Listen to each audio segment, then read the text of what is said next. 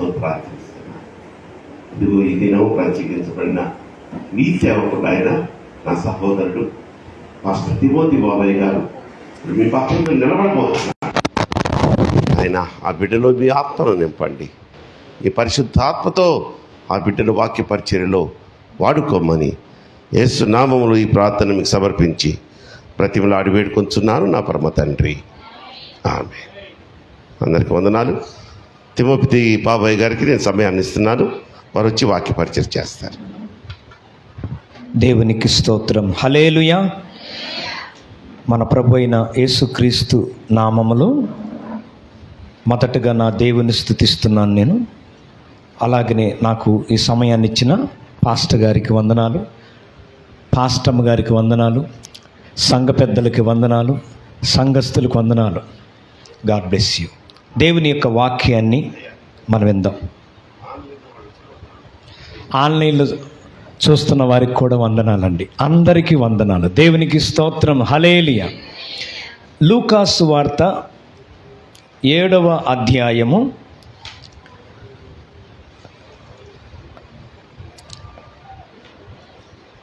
47 నుండి 50 వచనాలు చదువుకుందాం. ఆమె విస్తారంగా ప్రేమించును గనుక ఆమె యొక్క విస్తార పాపములు క్షమించబడినని మీతో చెప్పుచున్నాను. ఎవనికి కొంచెముగా క్షమించబడునో కొంచెముగా ప్రేమించినని చెప్పి నీ పాపములు క్షమించబడి ఉన్నవని ఆమెతో అనును. అప్పుడు ఆయనతో కూడా పాపములు క్షమించుచు నా ఇతడు ఎవరని తమలో తాము అనుకొనసాగిరి. అందుకైన నీ విశ్వాసం నిన్ను రక్షించును, సమాధాన గలదానమై వెళ్ళుమని ఆ స్త్రీతో చెప్పెను. సమాధాన గలదానమై ఇంటికి పొమ్ము. ఒక ఊరిలో ఒక పాపాత్మురాలు స్త్రీ యేసు ప్రభు దగ్గరికి వచ్చి ఆమె యొక్క పాపాలు క్షమించబడ్డాయి. అంతకుముందు ఆమె పాపిగా జీవించింది. యేసు ప్రభు దగ్గరికి వచ్చిన తర్వాత ఆమె యొక్క పాపాలు దేవుడు క్షమించి ఆయన ఏమంటున్నాడంటే, యేసయ్య సమాధాన గలదానవై వెళ్ళిపో, ఇంటికి వెళ్ళిపో. యేసు ప్రభు దగ్గరికి వచ్చిన ఏమ సమాధానాన్ని పొందుకొని ఇంటికి వెళ్ళిపోయింది. ఈ లోకంలో మనిషికి కావలసింది సమాధానం, నెమ్మది, మనశ్శాంతి. ఈరోజు ఈ మనశ్శాంతి సమాధానం కొరకు చాలామంది పరుగులెత్తుతున్నారు. సమాధానం ఎక్కడ దొరుకుతుందా అని ఎదురు చూస్తున్నారు. మనిషికి మనశ్శాంతి, సమాధానం ఎందుకు ఉండట్లేదంటే పాపము కారణం. మనిషిని యొక్క హృదయంలో ఆ పాపము ఉన్నంత వరకు మనశ్శాంతి ఉండదు, నెమ్మది ఉండదు, సమాధానము ఉండదు. రెండోదిగా మనం చూస్తే సమాధానము, నెమ్మది, మనశ్శాంతి ఎందుకు ఉండట్లేదంటే వారుకున్న ఆ సమస్యలు, వారుకున్న ఆ ఇబ్బందులు, ఆర్థిక పరిస్థితులు, అప్పులు, రోగాలు, ఆటంకాలు వారికి కృంగుదల వచ్చినప్పుడు వారికి మనశ్శాంతి, నెమ్మది ఉండదు. ఒకటి పాపము ద్వారా సమాధానం ఉండదు. తర్వాత వారుకున్న ఆ సమస్యలు, ఆ బాధలు, ఆ ఒత్తిడి వల్ల దాని గురించి వాళ్ళు ఆలోచించడం ద్వారా కూడా మనశ్శాంతి ఉండదు. ఈమె చాలా ఒత్తిడిలోకి వెళ్ళిపోయింది. మరణ భయం పట్టుకుంది. ఏ క్షణంలో ఏం జరుగుతుందో అర్థం కాని పరిస్థితి. ప్రాణాన్ని గుప్పెట్లో పెట్టుకుని అడుగులు వేస్తూ ముందుకు సాగిపోతుంది. యేసు ప్రభు ఈ లోకానికి ఎందుకు వచ్చాడంటే పాపిని క్షమించటానికి, పాపిని పరిశుద్ధుడిగా మార్చటానికి, పాపులను నీతిమంతులుగా మార్చటానికి యేసయ్య వచ్చాడు. దేవునికి స్తోత్రం. హల్లెలూయా. యేసు ప్రభు ఒక పరిసయ్యుని ఇంటికి వెళ్ళాడు. అక్కడ భోజనానికి వెళ్ళారు. ఆ పరిసయ్యుడు యేసు ప్రభుని ఆహ్వానించాడు తన ఇంటికి. ఆ పరిసయ్యుని ఇంట్లో యేసు ప్రభు ఉన్నాడని ఆ స్త్రీ తెలుసుకొని యేసయ్య దగ్గరికి వచ్చింది. మనం వాక్యాన్ని గమనిస్తే 7వ అధ్యాయము 37-38 వచనాలు. ఆ ఊరిలో ఉన్న పాపాత్మురాలైన ఒక స్త్రీ యేసు పరిచయని ఇంట భోజనమునకు కూర్చున్నాడని తెలుసుకొని ఒక బుడ్డిలో అత్తరు తీసుకుని వచ్చి వెనుక తట్టు ఆయన పాదముల యొద్ద నిలవబడి ఏడ్చుచు కన్నీళ్లతో ఆయన పాదములు తడిపి తన తల వెంట్రుకలు తుడిచి ఆయన పాదములను ముద్దు పెట్టుకొనును. ఆ అత్తరు వాటికి పూసెను. దేవునికి స్తోత్రం కలుగునుగాక. ఒక మాట చెప్పాలంటే యేసు ప్రభు ఫైనల్గా ఏమని ఆమె యొక్క పాపాలు క్షమించాడు. పాపాలు క్షమించి యేసు ప్రభు అంటున్న మాట ఏంటంటే, సమాధానంగా ఇంటికి వెళ్ళిపో.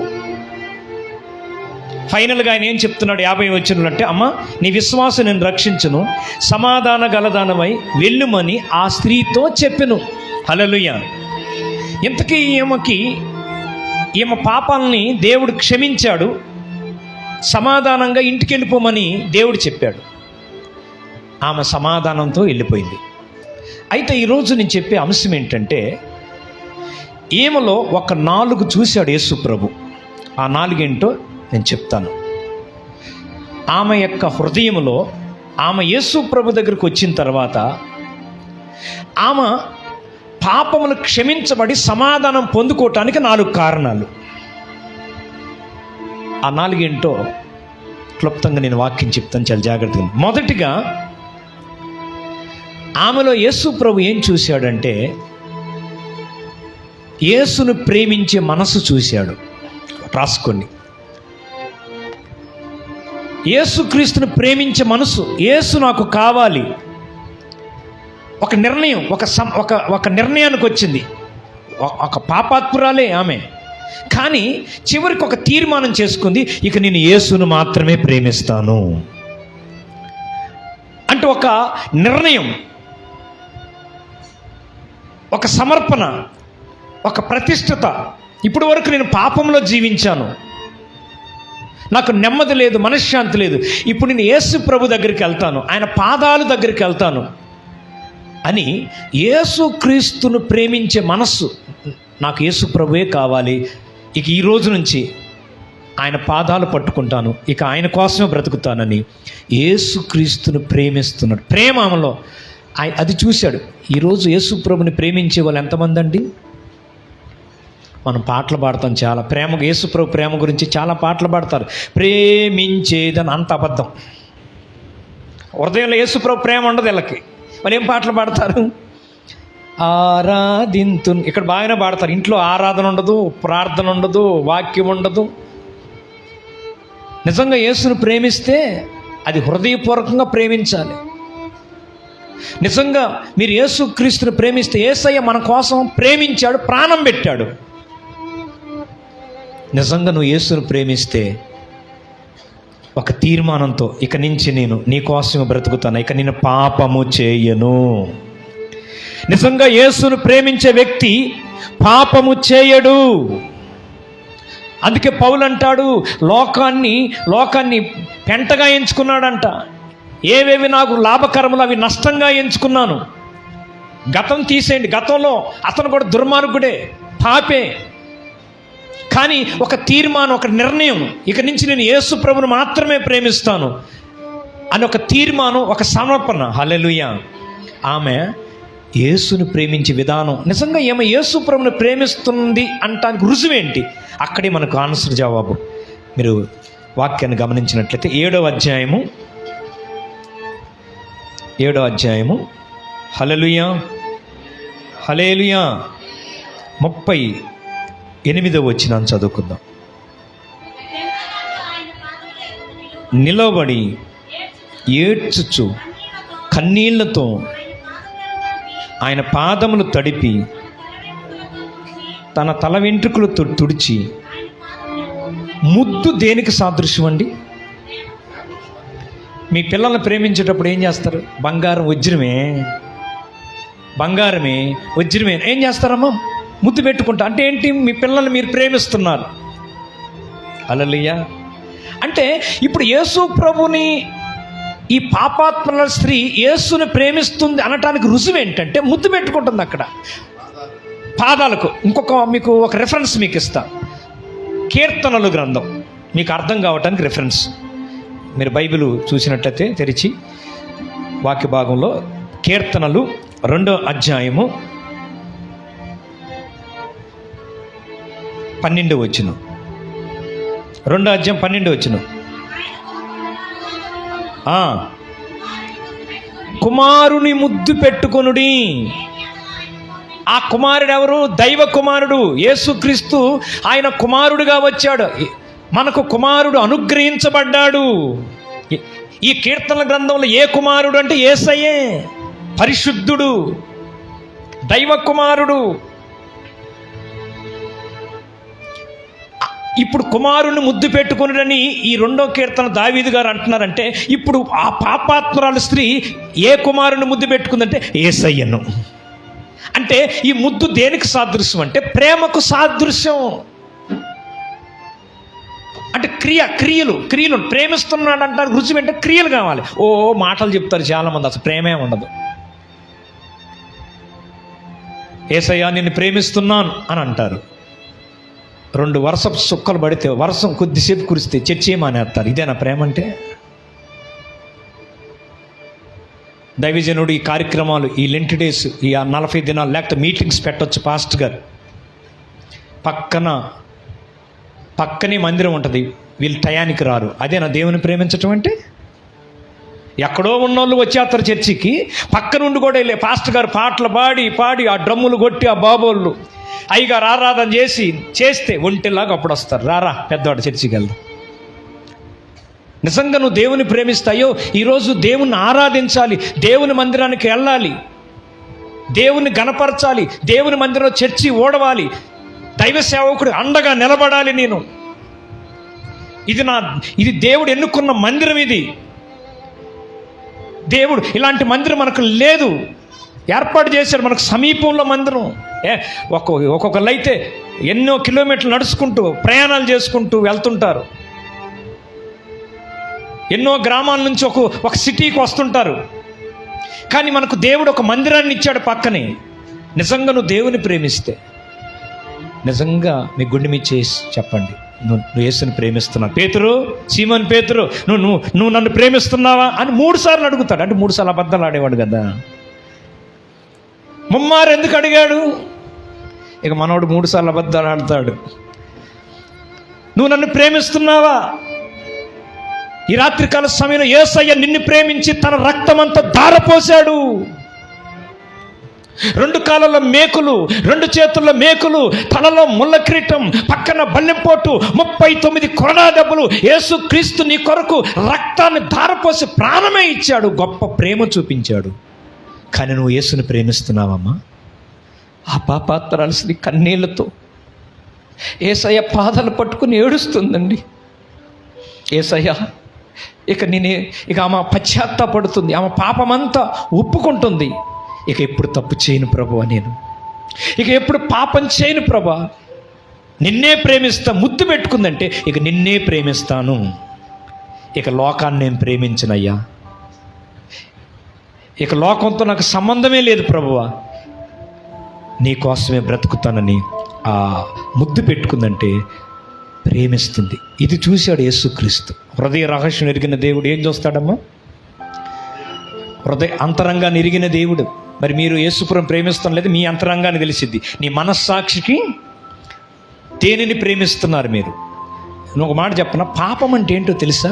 మీరు అనుకోవచ్చు, పాస్టర్ గారు మేము అంత పాపాలేం చేయట్లేదు కదా, మేము మారు మనసు పొందాం, బాప్తీసం తీసుకున్నాం, సంఘానికి వస్తున్నాం, దశమ భాగ్యం ఇస్తున్నాం, బల్లారాధన తీసుకుంటున్నాం, క్రమం తప్పకుండా చర్చికి వస్తున్నాం అని అనుకోవచ్చు. దేవుని కంటే ఏది ఎక్కువ ప్రేమించినా అది పాపం కింద లెక్కే.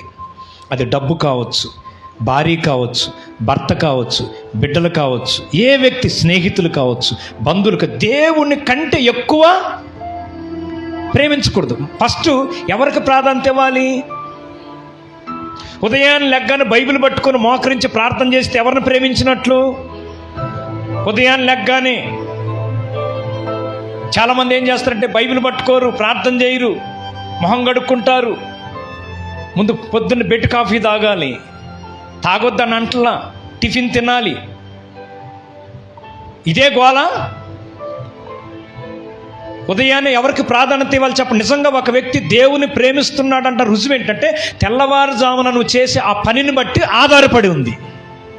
దావీదు అంటాడు, వేకువనే నేను నిన్ను వెతికెదను. దావీదు దేవుని ప్రేమిస్తున్నాడు, అందుకే దావీదు గోత్రాన్ని దేవుడు ఆశీర్వదించాడు. దావీదు సంతానంలోంచి దేవుడు రాగలిగాడు ఉదయాన్నే. అందుకే ఉదయమున నీ కృపతో మమ్మల్ని తృప్తిపరిచిన దైవజనుడు మోషే భక్తుడు ప్రార్థన చేస్తున్నాడు 90వ కీర్తన 14లో. దావీదు ఉదయాన్నే రాత్రంతా సిద్ధపరచుకొని ఉదయాన్నే ప్రార్థన చేస్తాడంటే ఎక్కువ ప్రార్థన. దేవుని స్తుతించాలి, దేవుని ఆరాధించాలి, వాక్యం చదవాలి.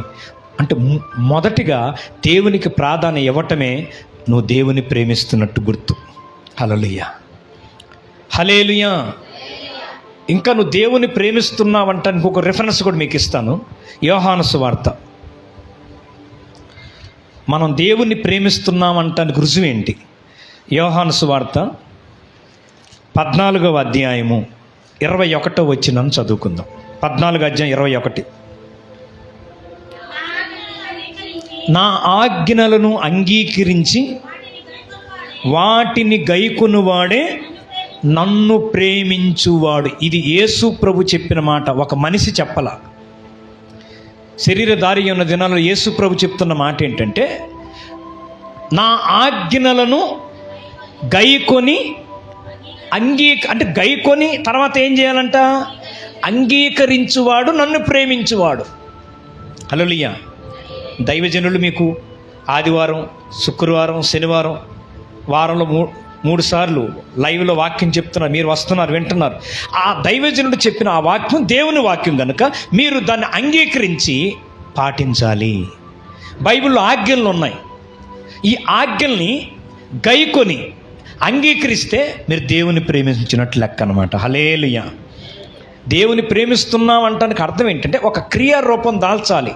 ఒక ఆజ్ఞ, దేవుడు మనకు ఆజ్ఞలను ఇచ్చాడు. ఆ ఆజ్ఞకు విధేయత చూపించి ఆ ఆజ్ఞానుసారంగా నడవాలి. దేవునికి స్తోత్రం కలుగునుగాక. హల్లెలూయా. ఏమలో యేసు ప్రభు ఏం చూశాడంటే ప్రేమ చూశాడు. ఎంత ప్రేమ! అక్కడ పిలిచినోడికి లేదు ప్రేమ. ఎక్కడ నీళ్ళు కూడా ఇవ్వలేదు కాళ్ళు కడుక్కోవటానికి. యేసుప్రభు పిలిచాడు పరిచయుడు, కానీ హృదయంలో యేసుప్రభు మీద ప్రేమ ఉందా? దేవుడు ఏం చూస్తాడు? పై రూపాన్ని తోడు యేసుప్రభు. ఈయన ఏంటంటే యేసుప్రభుని పిలవాలి, భోజనం పెట్టాలి, తను గణపరుచుకోవటానికి. కానీ నిజంగా దేవుణ్ణి ప్రేమించినట్టు కాదు. నిజంగా ఆయన పిలిచాడు కానీ పరిచయంలో ఏమి లేదు, ప్రేమ లేదు. ఎందుకు ప్రేమ లేదు అయ్యగారు అని మీరు అనొచ్చు. సరే, పాపాత్మరాలు స్త్రీ వచ్చిందండి, ఎన్ని తిట్టుకుంటున్నాడు హృదయంలో. అదేనా ప్రేమ అంటే? హృదయంలో ఏముంది? ఈర్సుంది. ఏమొచ్చింది ఏంటి? ఈయన ప్రవక్త కదా, ఈయనకు తెలియదా ఏం పాపాత్మరాలని అని హృదయంలో సనుగుతున్నాడు. అది హృదయ రహస్యం జరిగిన దేవుడు గ్రహించాడు. పిలిచినోడికి ఏమి లేదు, ప్రేమ లేదు. పాపాత్మరాల స్త్రీ పాపే, తన పాపాన్ని ఒప్పుకొని విడిచిపెట్టి పశ్చాత్తాపడుతూ ఆమె దేవుడి ఎడల ఒక ప్రేమ, ఆమెలో ప్రేమ ఉన్నది కాబట్టే యేసయ్య పాదాలు పట్టుకుంది. ఆమెలో ప్రేమ ఉంది కనుక కన్నీళ్లతో యేసుప్రభు పాదాల తల వెంట్రుకలతో తుడిచింది, ముద్దు పెట్టుకుంది. యేసుని ప్రేమించింది కాబట్టి అత్తరు కూడా, విలువైన అత్తరు కూడా యేసయ్య పాదాలకు తుడిచింది. కానీ పరిచయుడికి నిజంగా ప్రేమ ఉన్నాడు, ఆమె ఎట్టాడా ఏంటి? పాపాత్మరాలు వచ్చిందేంటి? నిజంగా ఒక వ్యక్తిలో యేసును ప్రేమిస్తే పక్కవారిని కూడా ప్రేమిస్తారు. అదే కొండ గుర్తు. పైకి వందనాలు సిస్టర్ని లోపలని తిట్టుకున్నావు అనుకోండి, అదేం ప్రేమ? నువ్వు నిజంగా దేవుని ప్రేమించినట్లుగా. ఒక ఆయన అన్నాడు, పైకి వందనాలు లోపలంతా తందనాలు అన్నాడు. ఏంటంట? పైకేమో వందనాలు, లోపలేంటి అంత తాదందనాలు. అలా ఉండకూడదండి. కపటం ఉండకూడదు, మనలో అసూయ ఉండకూడదు, అది అపవాది.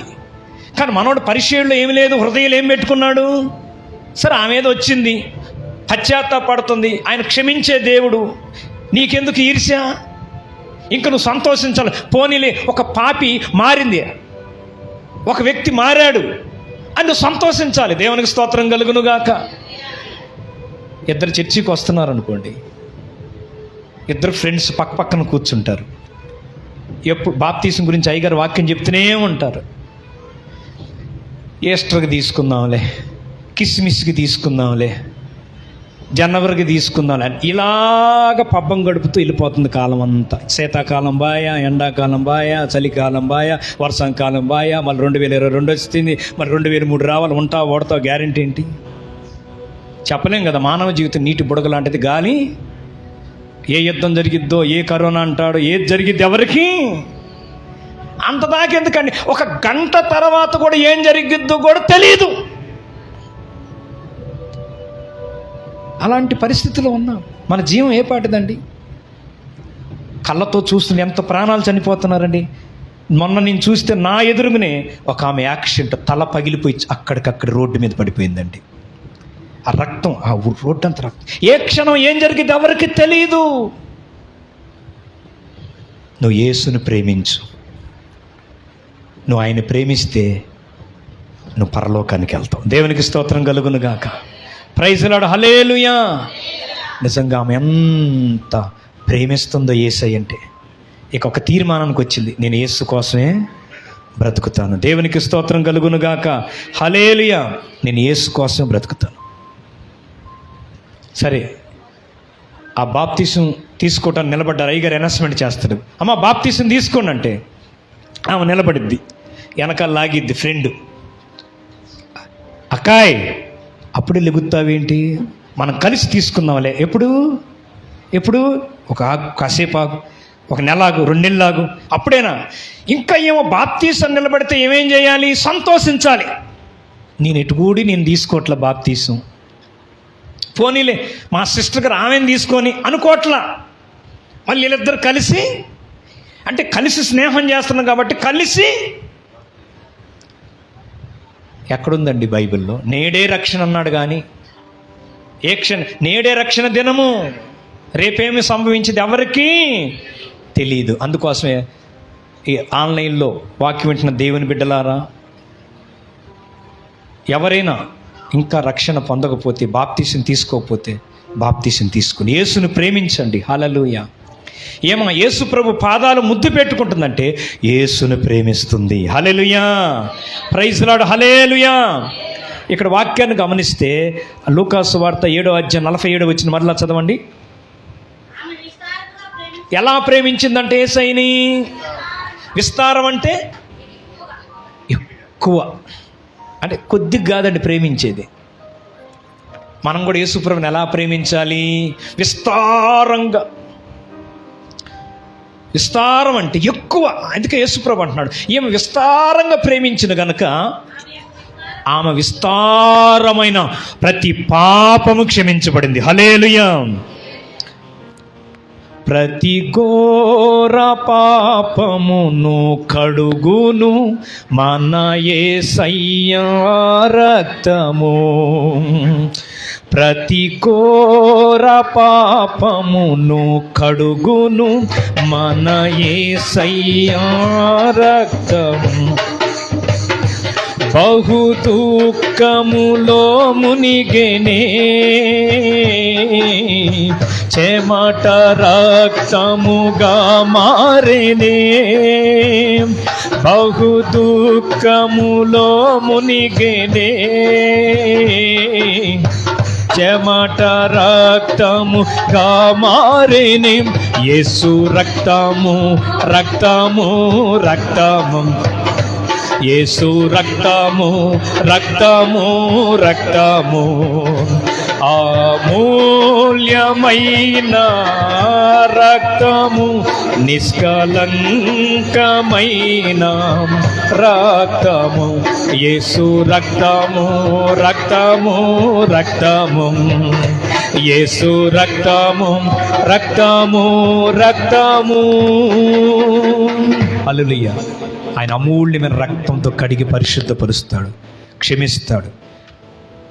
అదే 1వ యోహాను పత్రిక 1వ అధ్యాయం 9 వచనాన్ని కూడా చదవండి ఒకసారి.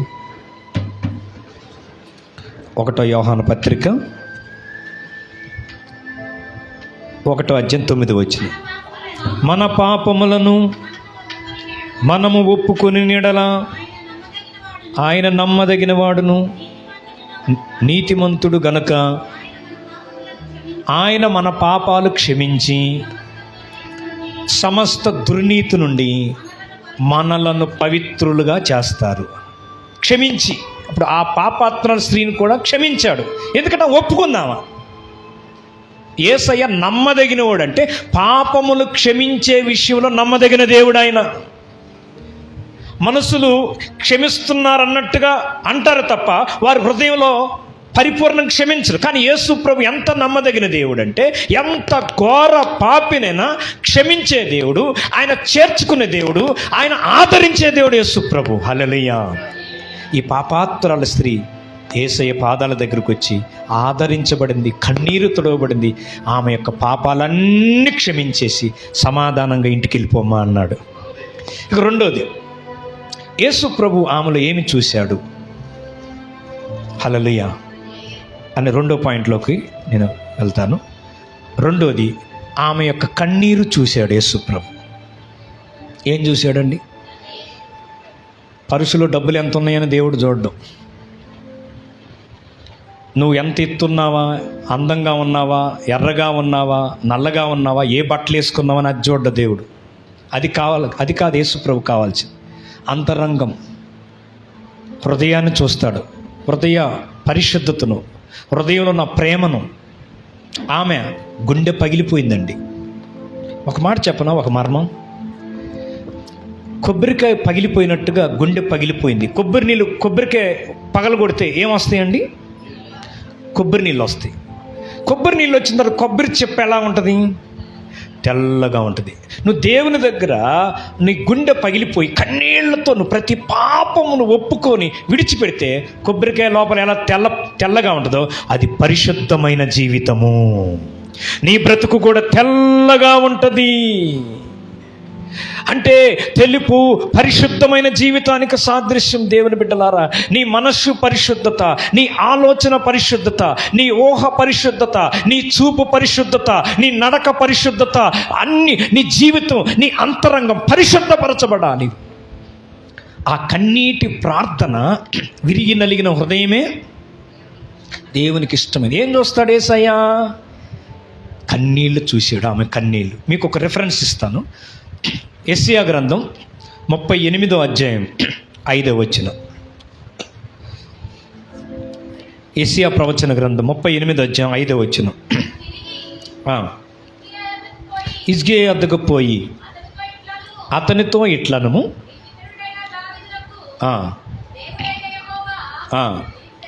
సెలవిచ్చినదేమనగా, కన్నీళ్లు విడుచుట చూచితిని. చాలు. ఏం చూస్తాడంటే యేసయ్య,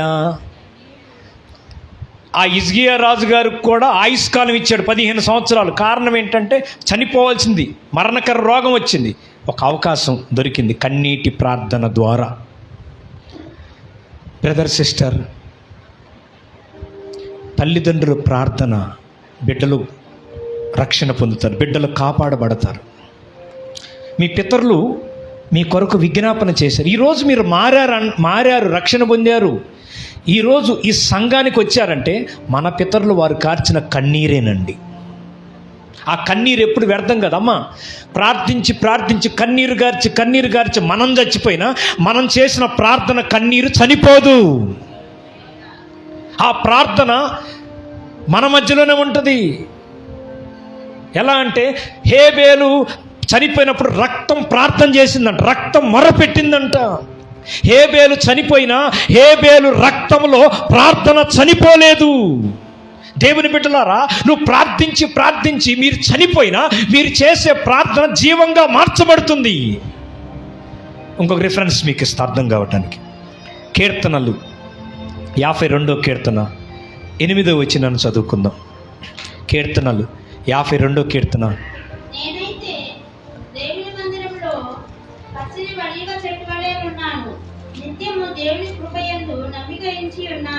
అది కాదమ్మా, 56:8. క్షమించండి, 56వ కీర్తన 8వ వచనం చదువమ్మా. నా సంచారములను నీవు లెక్కించి ఉన్నావు, నా కన్నీళ్ళు. అంటే కన్నీళ్ళు ఎక్కడ పెడతాడంట దేవుడు? బుడ్డిలో ఉంచబడి ఉన్నవి. కవిలిలో అంటే పుస్తకము. ఇక్కడ మీరు వాక్యాన్ని గమనిస్తే, మీరు కన్నీటితో ప్రార్థన చేస్తే ఒకటి అక్కడ జరిగే ఒక అద్భుతం ఏంటంటే లెక్క పెడతాడంట. ఓ డబ్బులు బాగా లెక్క పెడతారు కదమ్మా మీరు, ఒకటికి 10,000 లెక్క పెట్టడానికి మళ్ళీ లెక్క కరెక్టేనంటవా అని పదే లెక్క పెట్టి, అన్నయ్య మీరు కూడా లెక్క పెట్టండి, ఆయన లెక్క పెట్టి వాళ్ళు లెక్క పెట్టి లెక్కిస్తావా లేదా? ఇప్పుడు బ్యాంకుకి వెళ్తాం, డబ్బు తెచ్చుకుంటే అలాగనే తీసుకొస్తావా, లెక్క పెడతావా?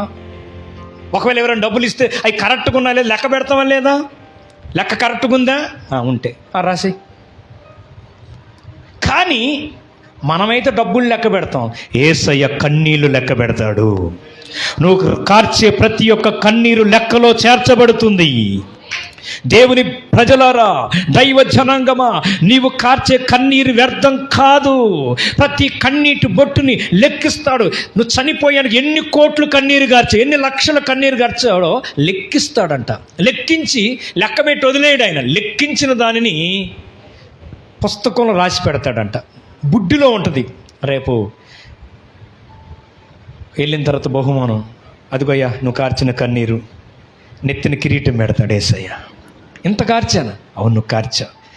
అవన్నీ కన్నీరన్నీ బుడ్డిలో దాచిపెడతాం. మనం కార్చే ప్రతి కన్నీరు దేవదూతలు తీసుకెళ్ళిపోతాయి అక్కడికి. హల్లెలూయా. దేవుడు రాస్తాడు, అమ్మా నువ్వు కార్చే కన్నీరు ఎప్పుడు వ్యర్థం కాదండి. మన పితరులు వారు ఎంతో కన్నీరు కార్చారు. ఆ కన్నీటి ప్రార్థనే ఎన్నో సంఘాలు స్థాపించబడటానికి, అనేక వందల వేలాది మంది రక్షణ పొందటానికి కారణం ఏంటంటే వారు ఉపవాస ప్రార్థన, వారి కన్నీరే నాట్యంగా మార్చబడి, వారి కన్నీరే ఆశీర్వాదంగా మార్చబడింది. ఒక తల్లిగారు ఒక్కతే కూతురు, ఆ కుమార్తె చదువుకునే రోజుల్లో కుమార్తె దగ్గరకు వచ్చి కన్నీరు కార్చి ప్రార్థన చేసేది. కొంత సమయం, అయ్యా ఈ కుమార్తెను ఆశీర్వదించయ్యా, ఈ కుమార్తెను ఆ ఎస్తేరు వలె ఆశీర్వదించయ్యా, ఈ కుమార్తె రక్షణ పొందాలయ్యా, పెద్ద అయిన తర్వాత బాప్తీసం తీసుకోవాలయ్యా, ఈ బిడ్డ నీకు మహిమ తేవాలయ్యా, ఈ బిడ్డను ఆశీర్వదించయ్యా అని కొంత టైం, ఒకటే కూతురు కాబట్టి ఆ తల్లి కన్నీటి చుక్కలు కూతురు మీద పడేయంట. ఒకరోజు ఇలాగనే వాళ్ళ తల్లి కన్నీళ్ళతో ప్రార్థన చేస్తుంటే ఆ కన్నీటి చుక్కలు వారి కుమార్తె యొక్క నెత్తి మీద పడ్డాయంట. ఆ చుక్కలకి దిగ్గులు లేచిందంట. వర్షం పడుతుందా, నీళ్ళు పడుతున్నాయని కాదండి, తల్లి యొక్క కన్నీరు. అయితే ఆ కన్నీటి ప్రార్థన ద్వారా ఆ కుమార్తెను దేవుడు ఆశీర్వదించి ఒక చక్కని గాయకురాలుగా మార్చబడింది. కొట్టండి. ఒక చక్కని గాయకురాలుగా మార్చబడింది. అనేక పాటలు రాయగలిగింది. కారణం ఏంటంటే ఆ తల్లి కార్చిన కన్నీటి చుక్కలు ఆ యొక్క తల మీద, ఆ యొక్క వస్త్రాల మీద పడితే ఆ తల్లి కార్చిన కన్నీరు ఆ కుమార్తెకు ఆశీర్వాదంగా మార్చబడింది. తల్లిదండ్రులారా, మీరు చేసే ఆ కన్నీరు మీ బిడ్డలకు ఆశీర్వాదం. మీరు కార్చే ఆ కన్నీరు మీ కుటుంబానికి క్షేమాన్ని ఇస్తుంది. ఆ కన్నీటి ప్రార్థనే దేవుడికి దగ్గర చేస్తుంది. హల్లెలూయా. ఆ కన్నీరు కార్చే దేవుడు నీతో మాట్లాడతాడు. దేవుడికి దగ్గర ఎప్పుడు అవుతాం? మీ అబ్బాయి అమ్మాయి ఏడిచింది అనుకోండి, మీరేం చేస్తారు? ఎందుకునా అమ్మా ఏడుస్తావు? ఎందుకు బాబు ఏడుస్తావు? అమ్మా ఏడవగాకరా, ఐస్ క్రీమ్ అమ్మా ఏడవగాకరా, కొనిత్తాలి రాలుగా ఏడవగాకరా అంటే మీకు ఎంత జాలి ప్రేమ ఉంటుందండి. మీరు ఏడిస్తే, పిల్లలు ఏడిస్తే మీరు తట్టుకుంటారమ్మా? మీకే అంత ప్రేమ ఉంటే యేసయ్య రక్తం అంతా దారపోసి ముక్కలైపోయాడు సిలువలో. నోరు తెరువలేదాయ ప్రేమ, బదులు పలుకలేదాయ ప్రేమ. నోరు తెరువలేదాయ ప్రేమ, బదులు పలుకలేదాయ ప్రేమ. ఇది ఎవరి కోసమో, ఈ జగతి కోసమే, ఈ జనుల కోసమే, ఈ జనుల కోసమే, ఈ జగతి కోసమే. సిలువలో సాగింది యాత్ర, కరుణామయుని దయగల పాత్ర. సిలువలో సాగింది యాత్ర, కరుణామయుని దయగల పాత్ర. యేసయ్య ఎంత ప్రేమించాడండి. దగ్గర దగ్గర 150 కేజీలు లోపు కలిగిన సిలువను మోసుకుంటూ 6 గంటలు, తలలో 16 ముళ్ళులు గుచ్చి 39 కొడా దెబ్బలతో శరీరం అంతా నాగడి సాలవల దున్నబడిపోయింది. ఎక్కడ చూసిన రక్తమే. నీ కోసం అంత ప్రేమించాడు యేసయ్య. నువ్వు కన్నీరు కారిస్తే యేసయ్య తట్టుకుంటాడండి? దేవుడికి ఇష్టమైంది ఏంటో తెలుసా? విరిగి నలిగిన హృదయమే. పిలిచినోడికి లేదు, దొరకల రక్షణ. ఆమె ఒక పాపాత్మను ముద్ర వేశారు ఆ ఊరోళ్ళు. ఏమో దుర్మార్గురాలు, ఏం పాపి. ఆ పాపికి రక్షణ దొరికింది. హల్లెలూయా. ఆ పాపి అని పిలుస్తున్నారు ఆమెను. ఆమె యేసు పాదాల దగ్గర ఏడుస్తుంది, వెనక తట్టుగా వచ్చి కన్నీరు కార్చింది, పాదాలు ముద్దు పెట్టుకుంది. నీ పాపములు క్షమించబడ్డ, ఇంటికి వెళ్ళిపోమని దేవుడు చెప్పాడు. హల్లెలూయా. 1 ప్రేమ చూశాడు ఆమెలో, 2 కన్నీరు చూశాడు, 3 ఆమెలో ఏమి చూశాడు? సమర్పణ జీవితాన్ని చూశాడు. చదవండి వాక్యం. లూకా సువార్త 7వ అధ్యాయం 38వ వచనం. అక్క నిలవబడి ఏడ్చుచు కన్నీళ్లతో పాదాలు తడిపి తుడిచి ఆ అత్తరు వాటికి పూసెను. ఇక్కడ గమనించినట్లయితే ఆ అత్తరు వాసన అంటే మంచి వాసన, ప్రభుకి సమర్పిస్తుంది. ఒక సమర్పణ జీవితం. ఆ అత్తరు యేసయ్యకు పూసి, పాదాలకు పూసి. బైబిల్లో మనం చూస్తే ఇంకో సందర్భంలో కూడా ఆ లాజరు అక్కగారు, సహోదరి, ఆమె కూడా యొక్క లాజరు చనిపోయి బ్రతికిన తర్వాత 4వ రోజు లేపుతాడు కదా యేసయ్య. లాజరు బయటికి రమ్మనగానే అతను బ్రతికించబడతాడు. వాళ్ళ ఇంట్లో భోజనం చేసేటప్పుడు కూర్చునేటప్పుడు మార్త ఉపచారం చేసిను, మరియా విలువైన అత్తరుబుట్టి తెచ్చిందంట. యోహాను సువార్త 12:3-4 చదవద్దు కానీ ఆ విలువైన ఖరీదైన అత్తరుబుట్టి తెచ్చి పగలగొట్టి యేసయ్య పాదాలకు పూసింది. హల్లెలూయా. ఆయన అంటాడు, ఇంత విలువైంది దేవాల బీదలకు ఇవ్వచ్చు కదా అంటే ప్రేమతో అంటల్లా. ఆయన యోధ, ఆయన దగ్గర డబ్బు సంచి ఉందంట. ఏ సంచి ఉందండి అంటే బీదల మీద ప్రేమతో అనలేదు. మనోడి దగ్గర డబ్బు సంచి ఉంది, ఆ డబ్బు కూడా అందులోకి వెళ్ళిపోవాలి అకౌంట్లో. కానీ అదొక ఆశ. అంటే బీదలు ఎల్లప్పుడు మీతోనే ఉంటుంది. ఇప్పుడు యేసుక్రీస్తును ఆరాధించాలి, దేవునికి ఇచ్చేది కూడా విలువైందిగా ఉండాలి. అయ్యగారు, దేవుడికి ఇచ్చేది కూడా ఎలా ఉండాలండి? ఆమె విలువైన బుడ్డిని పగలగొట్టిందంటే దేవుడికి ఏమివ్వాలి? చినిగిపోయిన 10 రూపాయల నోట్లు వేయాలా దేవుడికి? దేవునికి ఎలా ఇవ్వాలి? నీ కోసం ప్రాణం పెట్టి రక్తాన్ని దారిపోశాడు. దేవునికి ఇచ్చే విషయం కూడా వెనకంజ వేయకూడదు. ఆమె విలువైన దాన్ని సమర్పించింది. ఆ అత్తరు బుడ్డి సమర్పించింది అంటే ఆమె సమర్పణ జీవితం, ఒక తీర్మానం. ఇక ఈ రోజు నుంచి యేసుప్రభు పాదాల దగ్గర నేను గడుపుతాను, ఒక తీర్మానం. ఈ రోజు నుంచి రోజుకు 2 గంటలు మాత్రం ప్రార్థన చేస్తాను.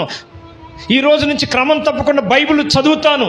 ఇక ప్రతి ఆదివారం క్రమం తప్పకుండా చర్చికి వెళ్తాను అని ఒక సమర్పణ జీవితం ఉండాలి. 31 రాత్రి వాగ్దానాలు తీసుకునేటప్పుడు ఏదో దొత్తుగా ప్రమాణాలు, ప్రభా ఆయనకి ఇక 2021 అంటే అటు పోయింది, ఈ 2022 నీ కోసం ఏంటండి చెప్పండి. ఇక ప్రతిరోజు 5 అధ్యాయాలు అంత అబద్ధమే. ప్రభా 2021 అంతా 2020లో లాక్డౌన్ అన్నారు, ప్రార్థన అంతా పోయింది, వాక్యం చదవాల. ఇక నుంచి ప్రభా ఇక రోజు ఎన్ని గంటలు? రోజుకి 2 గంటలు ప్రార్థన చేయాలి. తేరా జొత్త అరగంట కూడా ప్రార్థన చేయలేదు. తీర్మానాలు ఎలా ఉంటాయి? ఉత్తత తీర్మానాలు కాదండి, సమర్పణ జీవితం. తీర్మానం కరెక్ట్గా ఉండాలి. బ్రతికినంత కాలం, చనిపోయేంత వరకు నేను కరెక్ట్గా ప్రార్థన చేస్తాను, క్రమముగా బైబిల్ చదువుతాను, ఖచ్చితంగా దేవుడికి 10వ భాగం ఇస్తాను. 10వ భాగం ఇవ్వని దొంగగా ఉన్నావేమో నాకు తెలియదు. ఇచ్చే విషయంలో ఒక తీర్మానం కలిగి ఉండు, ప్రార్థించే విషయంలో ఒక తీర్మానం కలిగి ఉండు, దేవుని మందిరానికి వచ్చే విషయంలో ఒక తీర్మానం కలిగి ఉండు, ఒక సమర్పణ జీవితం కలిగి ఉండు. ఈ పాపాత్తురాలు స్త్రీలో ఆ తీర్మానం, ఆ సమర్పణ జీవితాన్ని దేవుడు చూశాడు. అది సేవ అంటే. రోమాపత్రిక 12:1 చదవండి, అక్కడ ఏం రాయబడిందో. రోమిలికి రాసిన పత్రిక 12 అధ్యాయం 1 వచనం. కాబట్టి సహోదరులారా, పరిశుద్ధమును దేవునికి అనుకూలమునైన సజీవ యాగముగా మీ శరీరములను ఆయనకు సమర్పించుకొనుడని మిమ్మల్ని బతిమాలుచున్నాను. ఇట్టి సేవ యుక్తమైనది. సజీవ యాగంగా సమర్పించుకోండి. తన జీవితాన్ని సమర్పించుకుంటుంది. ఎలా? యేసయ్య పాదాల దగ్గర సమర్పించుకుంటుంది. హల్లెలూయా. ఆమె కన్నీరు కార్చి ఎలా సమర్పించుకుంటుంది ఆమె జీవితాన్ని అంటే, ఆ యేసయ్య పాదాల దగ్గరికి వచ్చి కన్నీరు కార్చి ఆమె తల వెంట్రుకలతో తుడిచి అత్తరు తీసుకొని పూసింది, ముద్దు పెట్టుకుంటుంది యేసయ్య పాదాలు. అంటే అర్థం ఏంటి? ఆమె జీవితాన్ని, ఇప్పుడు వరకు ఈ శరీరం పాపానికి ఇచ్చింది, ఈ శరీరం లోకానికి ఇచ్చింది, ఈ శరీరం పాపపు కోరికలకు ఇచ్చింది, ఈ శరీరాన్ని యేసయ్యకి ఇస్తుంది. దేవునికి స్తోత్రం కలుగును గాక. సజీవ యాగముగా ఈ కళ్ళు, ఈ ముక్కు, ఈ యొక్క టోటల్గా ఈ శరీరాన్ని మొత్తం నీకే, నీ పని కొరకే వాడబడాలి. ఈ శరీరం చప్పట్లకే, పంపుల దగ్గర తగాదాడి ఇక అట్ట అన్న ప్రభు నేను. ఇక ఈ చేతులు కూడా ఎవరికి? దేవునికి సమర్పించాలి. ఈ కాళ్ళు ఎక్కడికెక్కడికో కాళ్ళు నడిచి ఉంటాయేమో తెలియదు, కానీ ఈరోజు ఈ కాళ్ళు యేసుకు అప్పగించాలి. అంటే ప్రభుతో నడవాలి. హల్లెలూయా. హానోకు దేవునితో నడిచెను. అది సమర్పణ జీవితం అంటే. ఈ కాళ్ళు యేసుతో నడిచే కాళ్ళుగా మార్చబడాలి. లోకం వైపు వెళ్ళే కాళ్ళుగా మార్చబడకూడదు. ఈ కాళ్ళు దేవుని మందిరానికి నడిచే కాళ్ళుగా ఉండాలి. దేవుణ్ణి ఆరాధించడానికి నడిచే కాళ్ళుగా ఉండాలి. ఈ చేతులు హల్లెలూయా చెప్పాలి. ఈ చేతులు యేసుకు చప్పట్లు కొట్టాలి. ఈ చేతుల్లో బైబిల్ పట్టుకోవాలి. ఈ చేతులు పవిత్రమైన చేతులు పైకెత్తి ప్రార్థించే చేతులుగా మార్చబడాలి. ఈ నోరు యేసును స్తుతించే నోరుగా. ఇప్పుడు దాకా ఎన్ని బూతులు తిట్టావో అవన్నీ ఒప్పుకో ప్రభు దగ్గర. ఎన్నిసార్లు అబద్ధాలు ఆడావో, నీ నోరుని అపవిత్రపరుచుకున్నావు. సమర్పించుకో. ఇక నుంచి నేను అబద్ధాలు ఆడను, ఇక నుంచి నేను బూతులు తిట్టను. ఈ కళ్ళు వ్యర్థమైన వాటిని చూసాయేమో. సమర్పణ జీవితం అంటే వ్యర్థమైన వాటిని చూడనయ్యా, ఆ సినిమాలు చూడనయ్యా, ఆ నాటికలు చూడనయ్యా, ఇక వ్యర్థమైన వాటిని చూడనయ్యా. యేసును చూసే కళ్ళుగా మార్చబడునుగాక. బైబిల్ చదివే కళ్ళుగా మార్చబడునుగాక. దేవుని ప్రత్యక్షతను చూసే కళ్ళుగా మార్చబడునుగాక. నీ శరీరం అంతా ఒక ప్రతిష్ఠత కలిగి, ఒక సమర్పణ కలిగి, ఒక తీర్మానం కలిగి జీవించుదురుగాక. అది చూశాడు ఆమెలో. ఆ మొత్తం మొత్తం వంగిపోతుంది. ఇక ముద్దు పెట్టుకుంటున్నా అంటే ఈ టోటల్గా ఈ శరీరం అంతా నీకే అప్పగించుకుంటున్నా. 4 మాట చెప్పి ముగిస్తా. 1 యేసు ప్రభావం ఏం చూశాడంటే ప్రేమ. 2 కన్నీరు చూశాడు. 3 సమర్పణ. 4 విశ్వాసం చూశాడు. చదవండి వాక్యం. లూకాసు వార్త 7వ అధ్యాయం 50వ వచనం. అందుకైన నీ విశ్వాసమే నిన్ను రక్షించును. చాలు, సమాధానం కలదని ఇంటికి పో. నీ విశ్వాసమే. ఏం చూశాడు ఆమెలో? మనలో విశ్వాసం ఉందమ్మా, ఊడిపోయిందా? చాలా సందర్భాలు యేసుప్రభు అల్ప విశ్వాసులారా అని గద్దించాడు శిష్యుల్ని.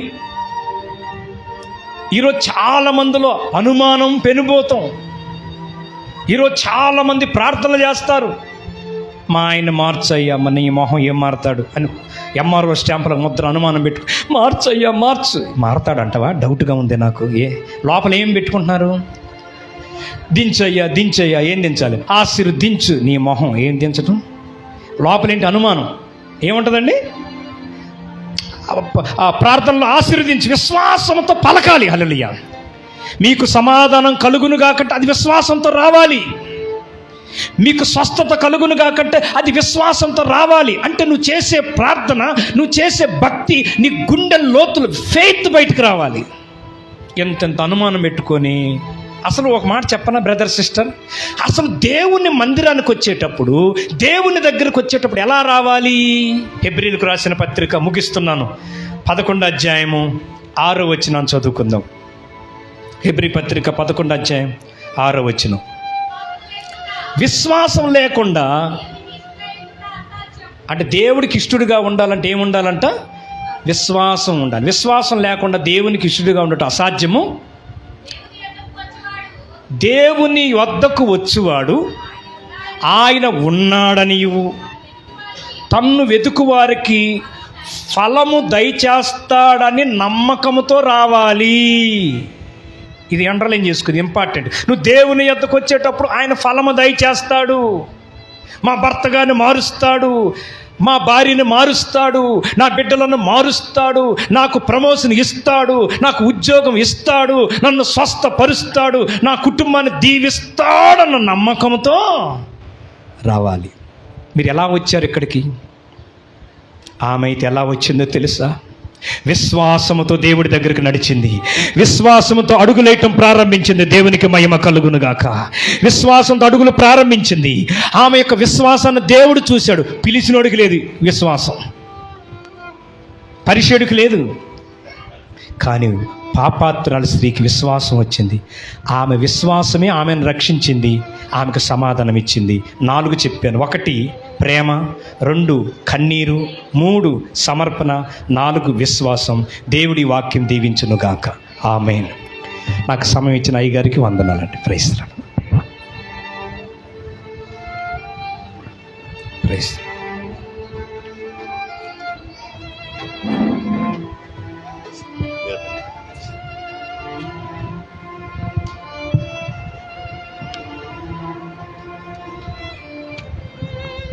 దేవునికి స్తోత్రం చెప్దాం. హల్లెలూయా.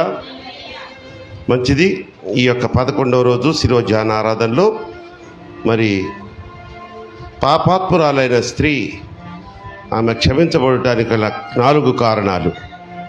మరి దైవాత్మ పూర్ణులై ఆయన ఆత్మ నడిపింపుతో గంభీరమైనటువంటి వర్తమానాన్ని మనకు అందించినటువంటి మరి తిమోతి బాబు గారికి సంఘపక్షంగా వందనాలు తెలియజేసుకుంటున్నాను.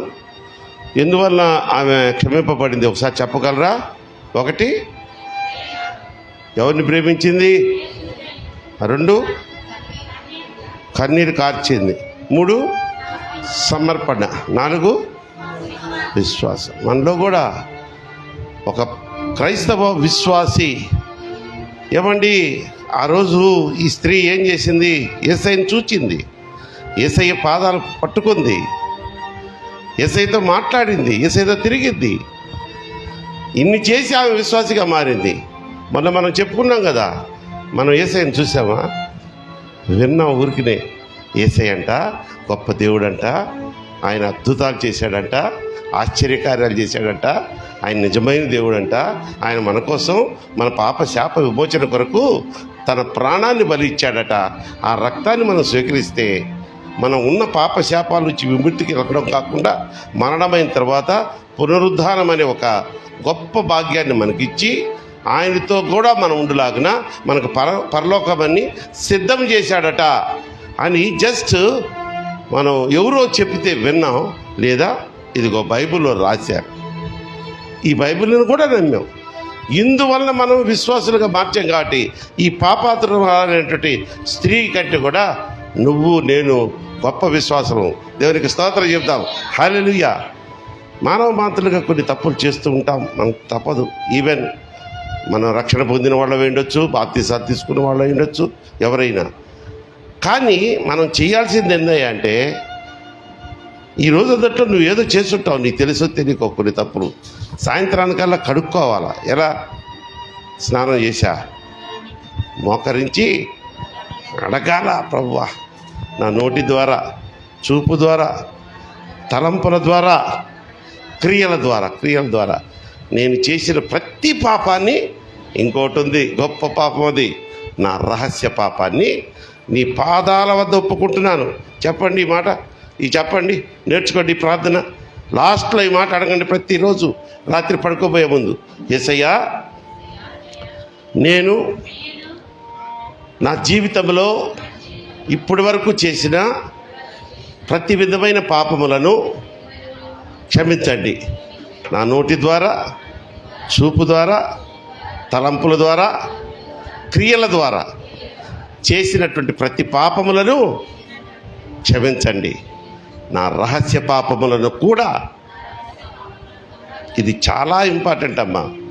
మనం అనుకుంటాం తెలియకుండానే కొన్ని రహస్య పాపాలంటే మన మధ్య వాక్యంలో నేను చెప్పడం జరిగింది.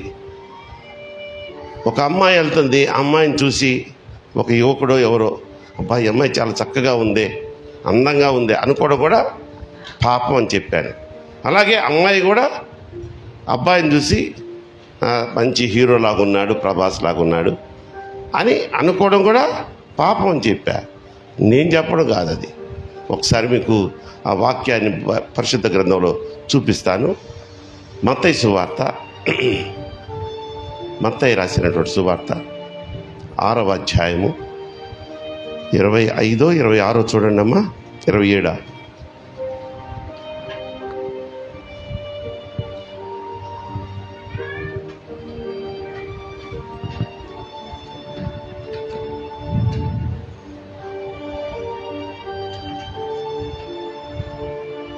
27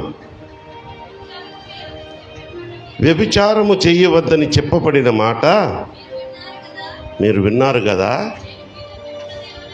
నేను మీతో చెప్పున్నది ఏమనగా. ఎవరితో చెప్తున్నాడు ఇక్కడ?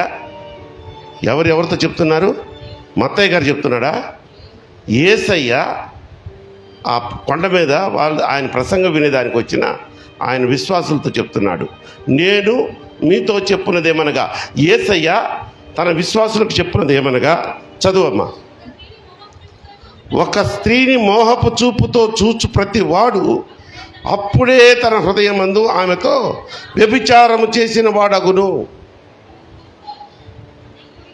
నేను ఆ రోజు చెప్పింది నా సొంత మాట. స్త్రీని వ్యామోహపు చూపుతో చూసిన వాడు అది పాపం చేసిన వాడు చెప్పడం నా సొంత డైలాగా కాదు కదా. కానీ దానికి ఒక పరిష్కార మార్గం ఉంది. ఓ పురుషులారా, సహోదరులారా, భయపడిపోకండి. మరి దేవుడా ఇది ఎక్కడ కరదరా ఆయన. దారిలో పోతుంటే ఎంతోమంది కనిపిస్తుంటారు. ఈ కాకుండా పోస్టర్లలో వివిధమైనటువంటి అందమైన సినిమా స్టార్లు కనిపిస్తుంటారు. వాళ్ళని చూసి మనసులో ఏమనుకోకుండా పోవడం అయ్యే పనేనంటావా నానా? నా ప్రియకుమారుడు, అస్సలు అయ్యే పని కాదు. కానీ దానికి ఒక రెమెడీ ఉంది. అదే నేను ఇప్పుడు చెప్పింది. దానికి ఒక పరిష్కార మార్గం ఉంది.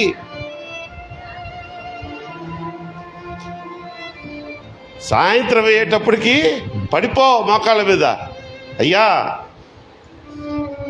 చూశాను ఆయన నన్ను క్షమించంటే, సరిపో బడుద్దాయి అంటాడు. ఎవరా? యేసయ్య. అది నేను చెప్పేది. చెప్పే మాటల్లో మీనింగ్ తీసుకోబాకండి. అర్థం కాదు, లోతులో ఉండే ఆ యొక్క అర్థాన్ని తీసుకోవాలా. పై మాటలతో కూడినట్టు మాటలు మీకు కొన్ని గుచ్చుకున్నట్టు ఇవ్వవు కదా. గుచ్చుకుంటే మంచిదే. ఎవరికైతే దేవుని వాక్యం ఇక్కడి నుంచి వెలువడుతున్నప్పుడు మనసులో సరక్కంటదో దేవుడు మిమ్మల్ని అత్యధికంగా ప్రేమిస్తున్నాడని అర్థం.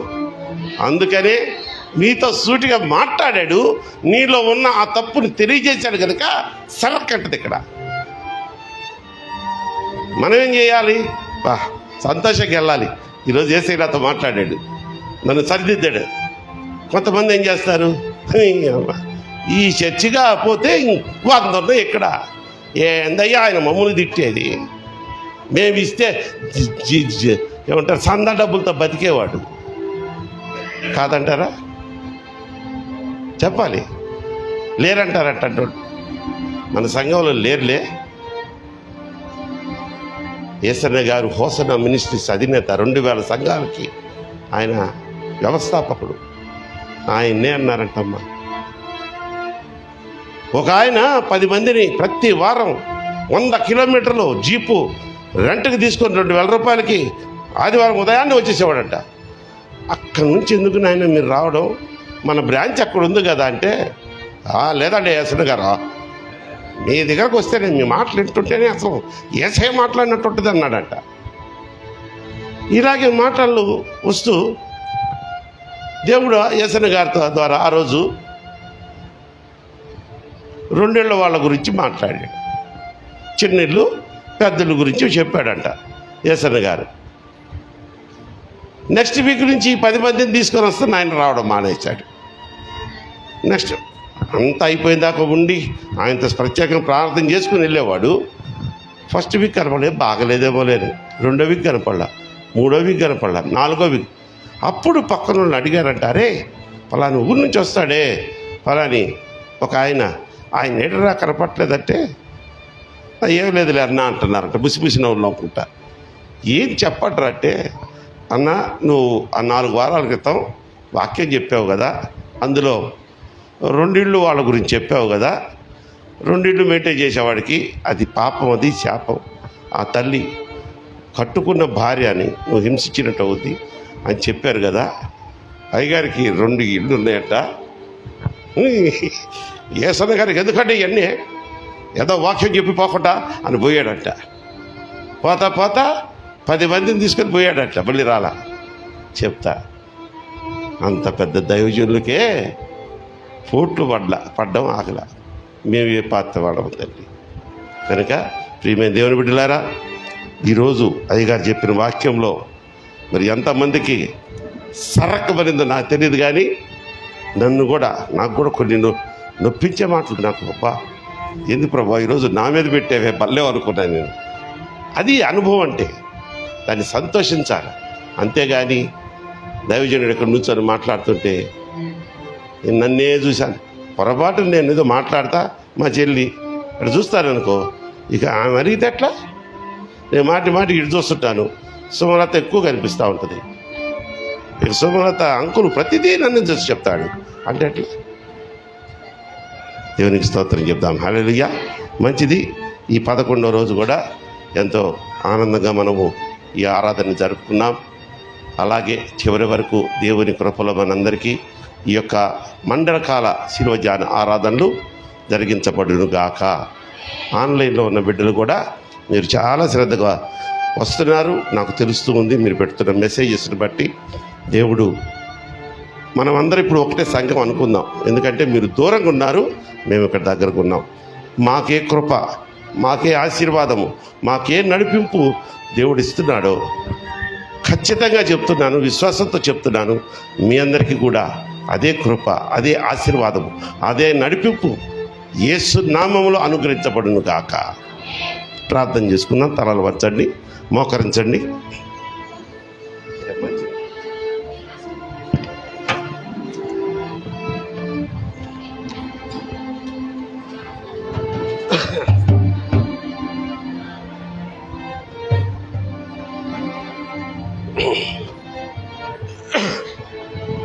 మోకరించలేని వారు ఏం చేయమని చెప్పాను నేను? లేచి నుంచోవాలి, అదనమాట. సరేనా? సన్నిధిలో కొన్ని మర్యాదలు, క్రమాలు ఉంటాయి.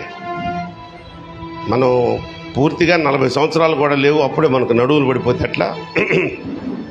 మోకరించకపోయినా నుంచోండి. అది కృపగల దేవా, జీవము గల తండ్రి, జీవాధిపతిమైన మా ప్రభువా, ఈ మండల కాల శిలువధ్యాన ఆరాధనలో 11వ దినాన్ని అందరికీ తృప్తికరంగా మీ నామమునికి మహిమకరంగా జరిగించినందుకు స్తోత్రాలు చెల్లిస్తున్నాను. అయ్యా, పాపాత్మురాలైన స్త్రీ ఎందుకు ఆమె పాపాలు క్షమించబడ్డాయి? ఆమెలో ఉన్న ఆ 4 ఉపయోగకరమైనటువంటి గమనించదగ్గమైనటువంటి లక్షణాల గురించి నీ దీన దాసుడి ద్వారా మాతో మాట్లాడినందుకు స్తోత్రాలు చెల్లిస్తున్నాను. అవును ప్రభువా, మేమందరం కూడా నా తండ్రి, ఆమె ఆ దినాల్లో బహిరంగ పాపం చేసి బయటపడిందేమో. మేమందరము మా హృదయాంతరంగము నుంచి మేమందరం పాపలమై ఉండగా, మీరు సిలువలో కార్చిన రక్తాన్ని బట్టి దాన్ని మేము స్వీకరించి మీ జనన మరణ పునరుద్ధానమును నా తండ్రి మేము విశ్వాసంతో అంగీకరించి నమ్మి బాప్తిసం పొందాము. కనుక ఈరోజు మేము కూడా పాపక్షమాపణ పొందామని నమ్ముతున్నాము. నా దేవా, నా ప్రభువా, స్వల్పకాలము, అల్పకాలము ఈ యొక్క భూమి మీద మేము ఉంటాం. తదనంతరం నీ దగ్గరికి రావాలి. మా పాపాలు క్షమింపబడితే భూమి మీద చేసిన పాపాలు నీ పరలోకంలో మాకు ప్రవేశం ఉంటుంది. లేదా తట్టుకోలేని బాధలతో ఉన్న ఆ నరకాగ్నిలో పడి నిత్యము నశించిపోయే ఆత్మలుగా ఉండాల్సిందే కదా నాయన. ఈ 40 దినాలు ఇంకా మిగిలి ఉన్న దినాల్లో ఇప్పటి వరకు బిడ్డలతో మీరు మాట్లాడారు. ఇక మిగిలి ఉన్న దినాలు కూడా బిడ్డలతో మీరు మాట్లాడండి. మీరే మాట్లాడాలి ప్రభువా. ఈ స్థలంలో ఎవరు నిలబడినా మా సొంత మాటలనే రాకూడదు నా తండ్రి. మా నోర్లు కుట్టేయండి. మీరు మీ స్వరం ద్వారా, మీ స్వరం మాకు అనుగ్రహించి మా ద్వారా మాట్లాడండి. తర్వాత విక్టర్ పాస్టర్ గారు కానీ, తిమోతి బాబు గారు కానీ, నా ద్వారా కానీ, ఇంకెవరైనా ద్వారా కానీ ఇక్కడ నిలబడితే మీరే మాట్లాడాలి. ఎందుకంటే నువ్వు మాట్లాడితే నీ బిడ్డలు బతుకుతారయ్యా, నిత్య జీవంలోకి ప్రవేశిస్తారయ్యా. బాప్తీసం అంటే భయపడుతున్న బిడ్డలు సిద్ధపడి ధైర్యంగా ముందుకొచ్చి బాప్తీసాలు తీసుకుంటారయ్యా. అప్పుడు వారు కూడా రక్షణలోకి వస్తారు కదా ప్రభు.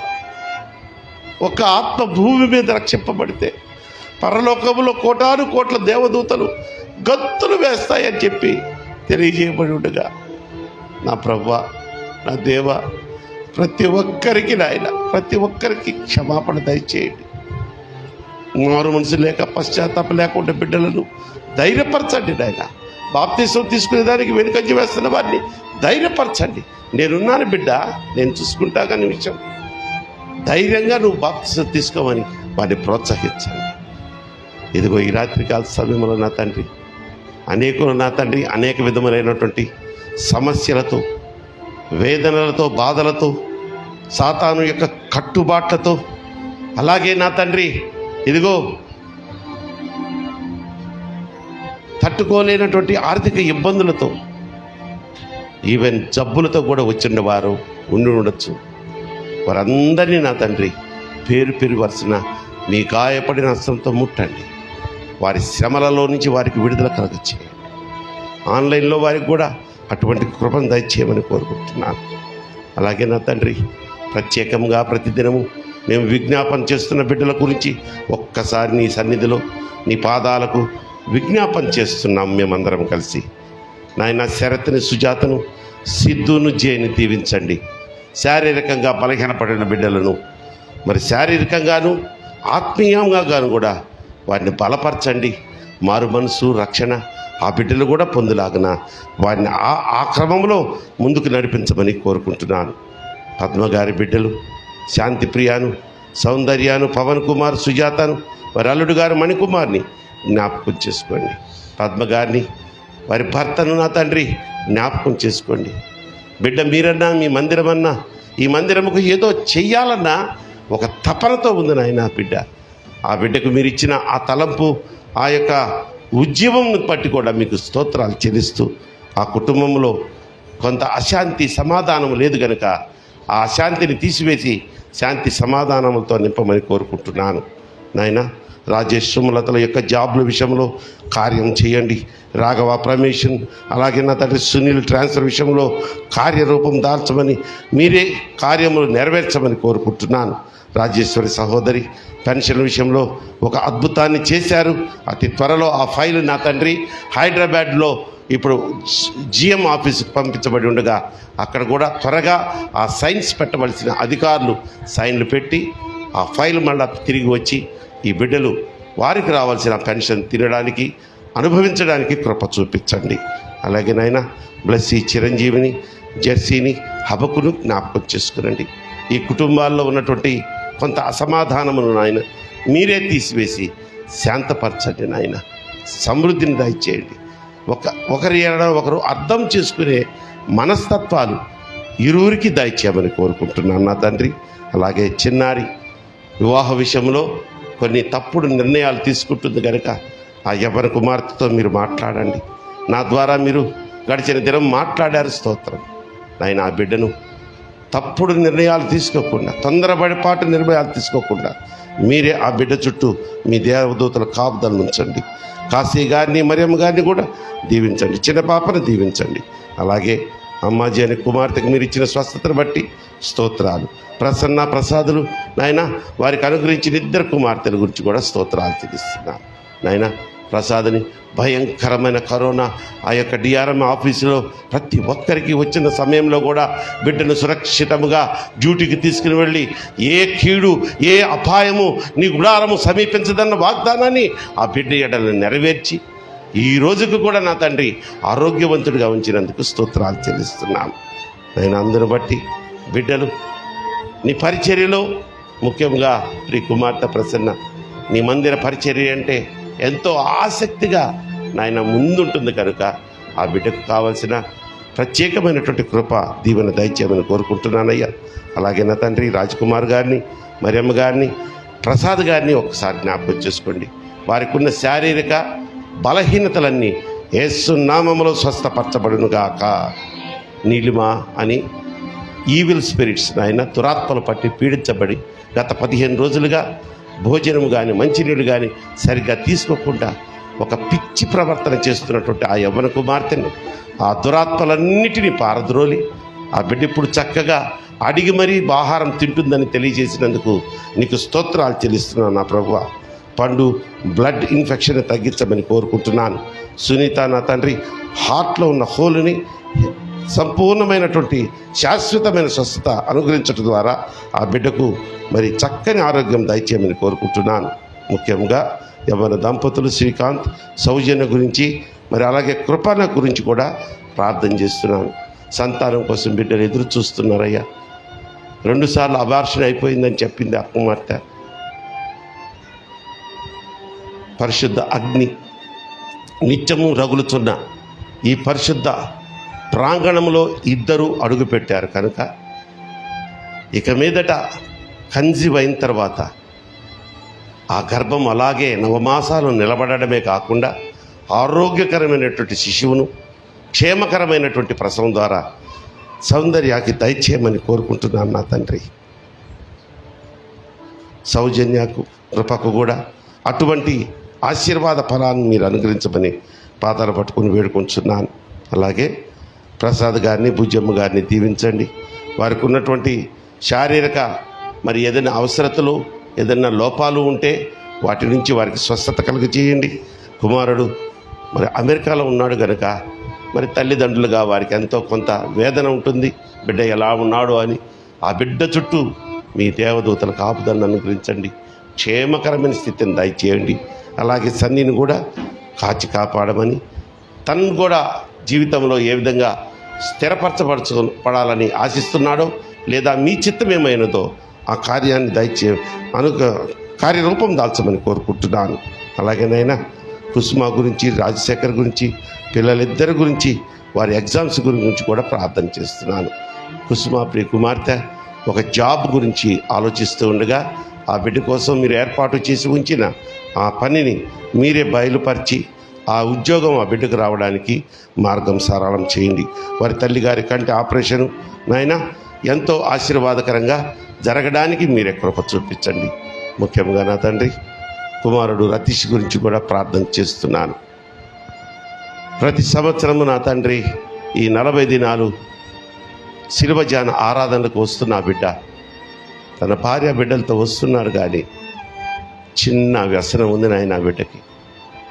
ఒక్కసారి ఆ బిడ్డ గురించి నీ పాదాలు పట్టుకుని మొరబెట్టుకుంటున్నాను. యేసు నామములో ఆ వ్యసనం అంటే ఆ బిడ్డకు విరక్తి కలుగునుగాక. ప్రభువా ఆత్మకార్యం చేయండి. నీ సన్నిధిలో అడుగుపెట్టిన ప్రతి బిడ్డకు మేము ఊహించని రీతిగా అనేకులను స్వస్థపరిచి బాప్తీసాలు తీసుకున్నారు. అందులో డానీ మొదటివాడు నాయన, అలాగే ప్రకాష్ నా ప్రభువా, దాస్, వీరందరూ ఆ కోవకు చెందిన వారే.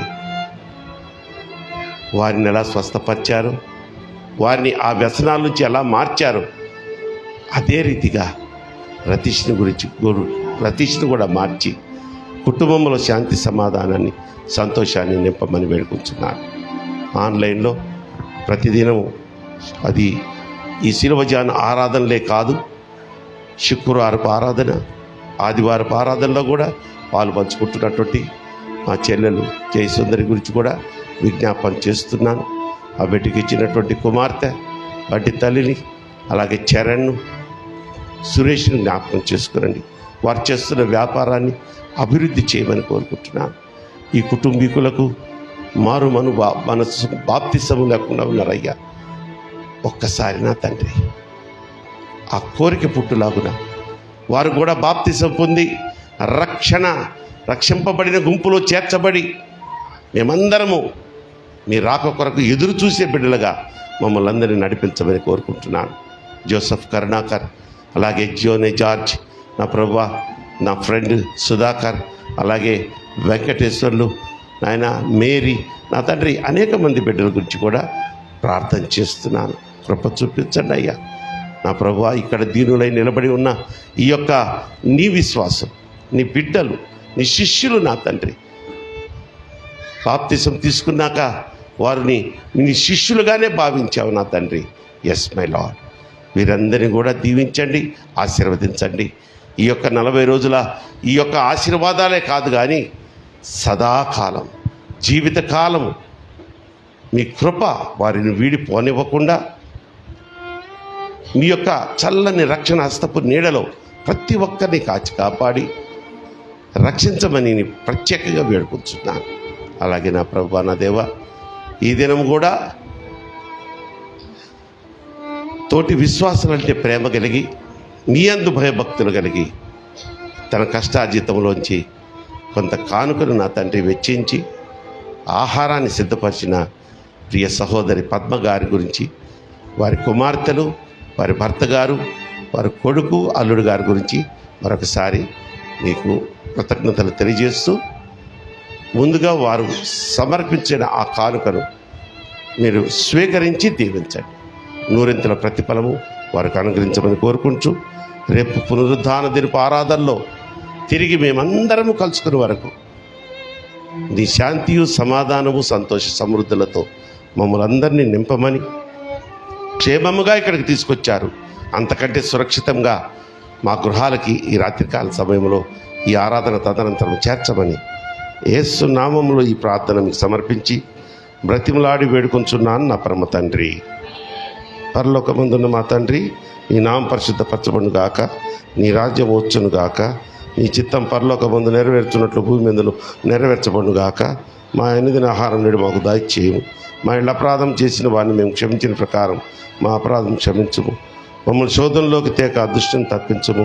రాజ్యము, శక్తి, మహిమ నిరంతరము నీవే అయ్యున్నావు మా పరమ తండ్రి. మన పరమ తండ్రి అయినటువంటి దేవుని ప్రేమయు, మన ప్రభువును ప్రియరక్షకుడైన యేసుక్రీస్తు వారి కృపయు, పరిశుద్ధాత్మ దేవుని అన్యోన్య సహవాసము ఇక్కడ కూడి వచ్చిన ప్రతి బిడ్డకును, ఆన్లైన్లో ప్రతి భక్తుడికి, విశ్వాసికిని, సకల పరిశుద్ధులకును సదాకాలము తోడయుండునుగాక. ఆమేన్. అందరికీ వందనాలు తల్లి. సిద్ధపాటు చేశారా? యూత్ బిడ్డలు ఆహారాన్ని మొన్నలాగా ఒక్కొక్కరికి తీసుకొచ్చి మీరే అప్పచెప్పేస్తే ఈజీగా ఉంటుందని నేను అనుకుంటున్నాను. గర్ల్స్ సరే, నువ్వు పోమ్మా. ఇంకా ఎవరైనా ఉన్నారు?